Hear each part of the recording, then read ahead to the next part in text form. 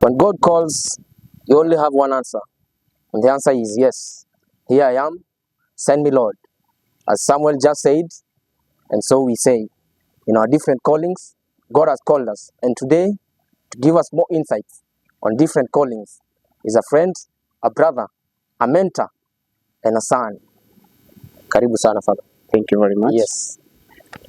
And kindly tell us what your name is and who you are. My name is Father Titus Minor, a Consolata missionary. Currently, I'm here in Karatina. I was here for the preparation for my ordination, which was on 23rd of August at Resurrection Garden, Nairobi. Wow. So, for you viewers that didn't know where we are, we are in Karatina, tuko Mathera. Hapa bado tumekuja kuguza mulima angalau. So, Father, let me just take you back so many years ago. How was your childhood like? Yes, I'm born in a family of two. I'm the firstborn in this family, and my rich brother John Gashwiri Minor. In a family, nuclear family, my dad, my mom. Though my dad also passed away 3 years ago, 2021, and it's a typical, I say, African family, and this is where I grew up from, in a village called Karidondo, just adjacent in the outskirts of Karatina town. And I grew in this place. I studied in Karidondo Primary School, early education up to a certain grade class. And then I transferred to Nyahururu Waka Junior, where I did my KCSE. And later I went to high school in Moranga, Kivumu Bendela High School. But my childhood here in Karidondo was like, it was normal, like I say, normal village life, fetching water, going to get some firewood, doing some duties like any other person, because born in a family where you're only boys, you could do everything and cook and even do all this kind of stuff. But this is where we are. Wow. And now, after high school, probably that is where you joined the seminary. But before that, did you just sleep and you had God calling you like, Titus, I need to become a priest? Or did you find a signpost that said, beyond here, you need to be a priest? No. Okay, it's always a vocation has a longer story to tell, because it doesn't bloom just like that. It just starts from somewhere, maybe seeing somebody or being inspired by somebody. But our family is a Catholic as such, so it's not outside of the context to become a priest. I grew up seeing priest, and doing catechism, I interacted with our catechist, the Rate Wadhua, who was also inspiration to me. But to the greater extent, I can say, in my life, I had this great mentor, my grandmother, who mentored me, first of all in education. She saw me being educated to all levels. And until the day I told her, now it's time for me to join seminary, and she gave me the blessings. But the story of joining the seminary is not a story that is very clear for me, because it is other people who saw me. Like we have the story of Elizabeth and Mary in the Bible, that Elizabeth confirms to Mary, how does the mother of Christ come to visit me? And this is how some people confirmed my vocation, that in you we see a priest, in you we see somebody maybe who can help us to get near to God. And these were my youth members. And it is in this context of the church, meaning with the youth members, by then a very vibrant group that we were together, they saw me and they mentored me, and they really captivated my vocation by ensuring that they keep nourishing me with good, positive ideas, and even orienting me. And also this guy called Martin, who in a certain way was ahead of me, but he's the one who introduced me to what we call come and see. First of all in the diocese, and I felt this is not where I belong. And then he told me there is also Consolata missionaries, and by the grace of God, we had a chance in my parish here in Karatina to have Father Mark Gitonga, IMC, who came to do some animation. And it is there that we heard about Consolata missionaries and his invitation. And through this invitation, we were able to write letters to the vocation director, and he invited us to come and see. And there, our journey started where the Laba met the Lord, and we started roaring and lighting correspondence with the Consolata missionaries. They came to visit us at home, and I remember by then Seminarian Molo came to visit us here in parish, and he told me, you can become that which you want to become. You can become a priest. And with this encouragement, that's how I found myself in the seminary. Wow. That is inspirational. Now, why Consolata missionaries? Why not Diocesan? Why not Don Bosco? Why not other congregations? Why Consolata missionaries? Yeah, it's a very tough question, but I can say it's where the heart fell. My first love was with Consolata missionaries. First of all, in fact, I never knew that our parish was founded by Consolata missionaries, but I always saw the photo of Blessed Alamano, which is in every of our outstation. So through the visit, I could see the photo of our blessed founder, Joseph Alamano, in each and every outstation.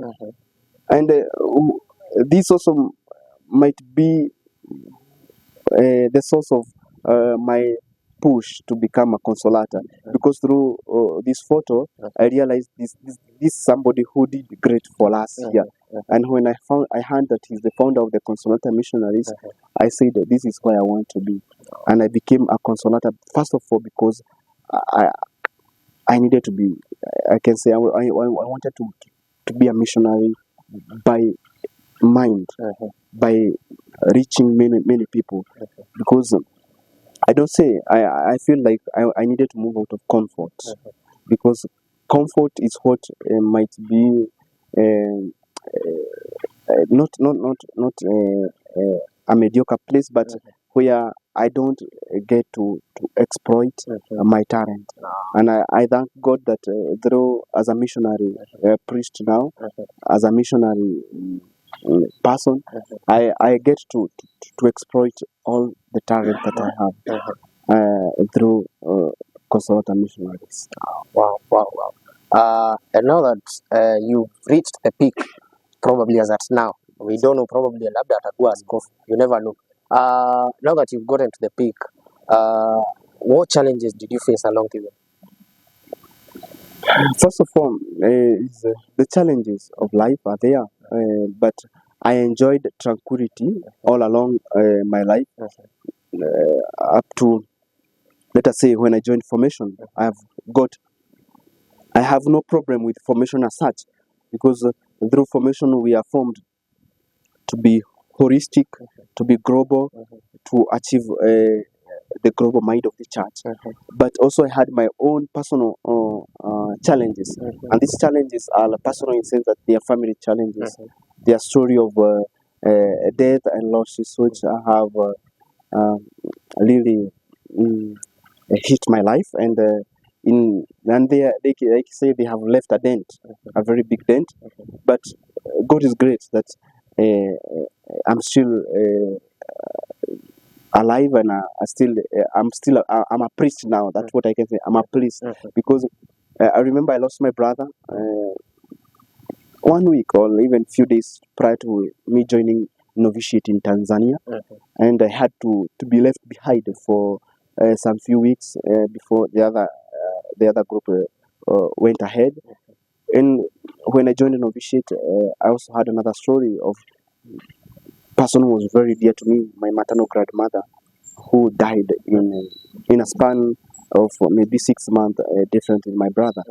And this was a very tough time for me, because I had to ask God questions. Why do you take the people who are very close to me, my brother, the only brother, and why my grandmother, somebody who was very instrumental to me and to my education, my mentor of my life, somebody who always believed in what I am and what I wanted. And also 3 years ago, 2021, I had other stories of losses of which was in a very sad. My dad died in an accident which was human perpetrated, and my aunt the same day was died, and 2 weeks later my paternal my paternal grandfather died. So these are the story that I can say they have left a very deep dent in my life. But I have tranquility, I have peace because I know it is through them that I have become a great consoler to many souls, maybe that I meet.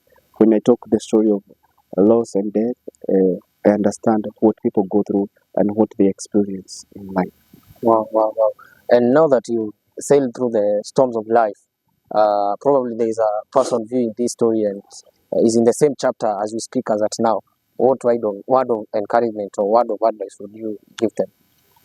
Yeah, always it's not easy to find that solace and that tranquility, but it's God who gives all what you need, all what you ask, and I believe it is God who is going to help you. And what I really encourage somebody is to ask God to silence maybe the noise in the mind, and even to open the eyes in the heart.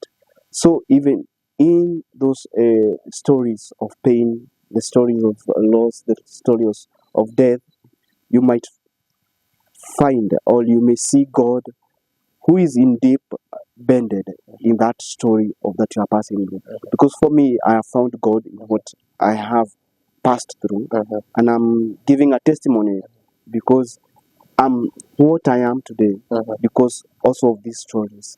I was encouraged that these people saw me join seminary. They never wanted to see me out of it because of their stories. And I'm happy now because I'm a priest. I'm able to say a mass for the sake of their soul. And whenever I say a prayer, I remember them.